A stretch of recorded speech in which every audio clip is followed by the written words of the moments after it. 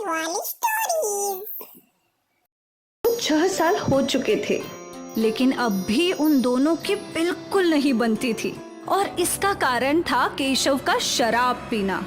केशव रोज शराब के नशे में धुत लड़खड़ाते हुए घर आता था। अरे गंगा, चल खाना लगा। कितनी बार बोला है आपको कि शराब पीकर घर मत आया कीजिए। अरे ये मेरा घर है, तू कौन होती है मुझे घर में ऐसे रोकने वाली? मैं आपकी पत्नी हूँ और ये आपका बेटा सौरभ, और सौरभ को आपसे बहुत डर लगता है। कम से कम इसके लिए तो शराब पीना छोड़ दीजिए। ये मेरा बेटा है, मुझसे थोड़ी ना डरेगा। तू कुछ भी बोलती है अनाप शनाप। सौरभ, अरे सौरभ! सौरभ अपने पिता से डरकर अंदर के कमरे में भाग जाता है। तूने मेरे बेटे को डरपोक बना दिया है। और नशे की हालत में केशव गंगा को पीटता रहा। ये सब रोज का था। केशव रोज शराब पीकर आता और नशे में अपनी पत्नी को मारा करता था। केशव का बेटा सौरभ उससे बहुत डरता था और वो अक्सर किसी कोने में छुप जाया करता था। एक दिन की बात है, गंगा ने ठान लिया था कि आज वो केशव के इस रोज रोज के शराब की समस्या से मुक्ति पाकर ही रहेगी। इसलिए गंगा ने अपने पिता मधुकर राव को घर बुलाया था।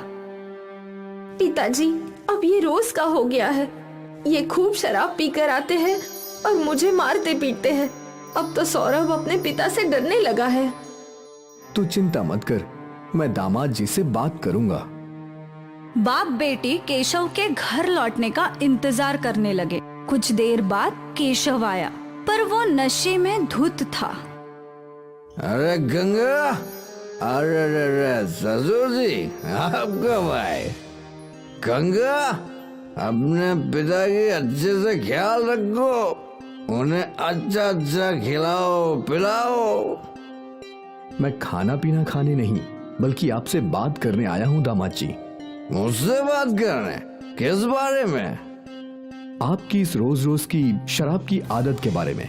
दामाद जी, आप समझदार हैं, आप जानते ही होंगे कि इस शराब की आदत की वजह से आपका पारिवारिक जीवन खराब होता जा रहा है। आपका तो बेटा भी आपसे डरने लगा है। बस ससुर जी, ये मेरा अपना मामला है, आपको इसमें बोलने की कोई जरूरत नहीं है। मैं अपनी बेटी और नवासे की भलाई के लिए बोल ही सकता हूँ। वो आपकी बेटी थी, अब मेरी पत्नी है। मैं उसे जैसे रखूं उसे रहना पड़ेगा, चाहे मैं उसे मारूं, पीटूं या कुछ भी करूं। नहीं दामाद जी, आप ये गलत बोल रहे हैं। वो मेरी बेटी अब भी है, मैं उसे आपके साथ मार खाने के लिए नहीं छोड़ सकता। तो ले जाओ अपनी बेटी को अपने साथ, मैं भी देखता हूँ कितने दिन पालोगे। चल बेटी, अब इस आदमी से बात करना ही बेकार है। पर सौरभ, मम्मी, मैं आपके साथ ही रहूंगा। हाँ, तू भी चला जा अपनी माँ का पल्लू थाम के। चलो गंगा, अब यहाँ रहने का कोई फायदा नहीं है। ठीक है। गंगा और सौरभ मधुकर के साथ चले गए। मधुकर राव गांव में रहते थे। उनका आम का बगीचा था।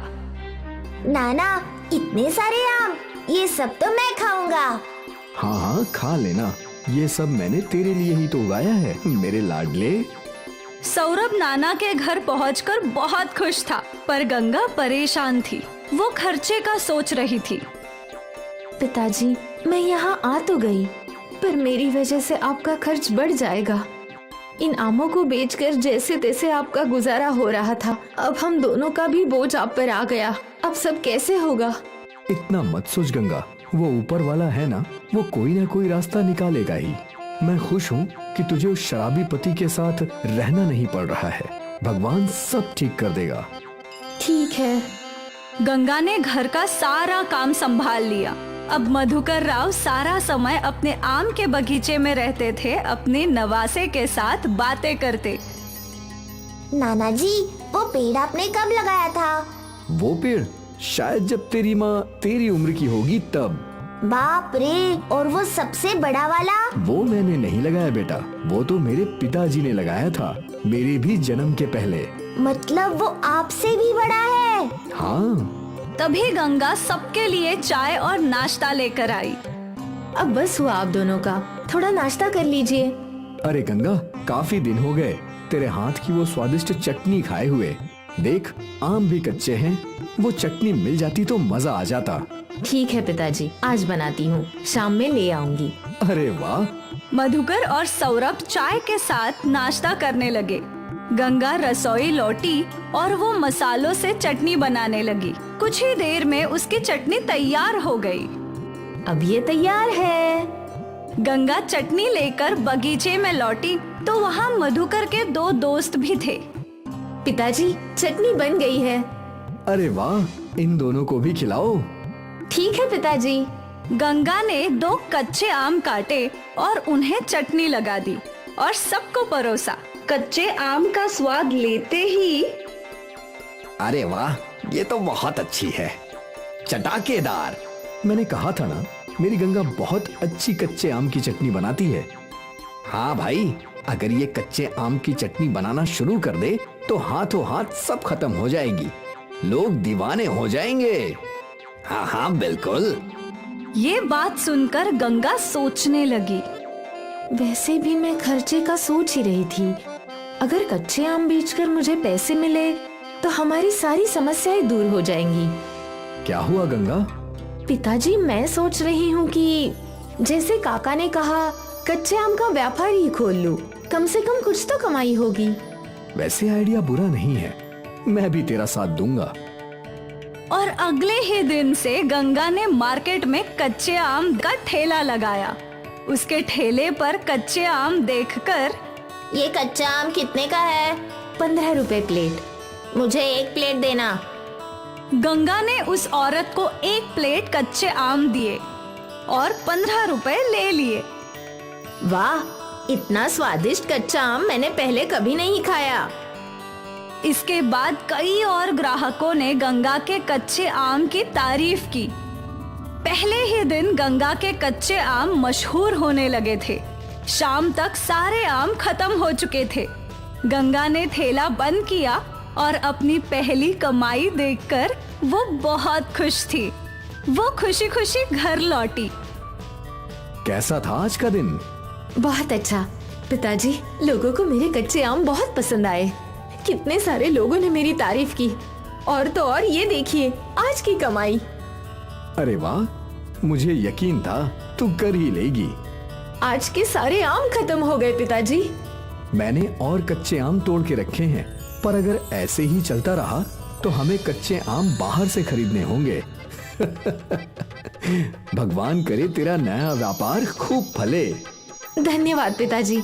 मेरा सौरभ कहाँ है? वो खेल कूद करके थक गया था, मैंने उसे खाना खिलाया और फिर वो सो गया। पिताजी, आप हमारा साथ नहीं देते तो हमारा क्या होता? मेरी गुड़िया, मैं अपनी बेटी का कैसे साथ नहीं दूंगा? तू तो मेरी गुड़िया है, मेरी परी, और तू कभी भी मुझ पर बोझ नहीं बनेगी। गंगा ने अपने पिताजी को गले लगाया और शुरू हो गया आत्मनिर्भरता का अभियान। गंगा रोज कच्चे आम बेचती और उसके पिताजी उसकी मदद करते, सौरभ को संभालते। अब गंगा को अपने शराबी पति की कोई जरूरत नहीं थी। सही कहा था मधुकर राव ने, बेटियां बोझ नहीं होती,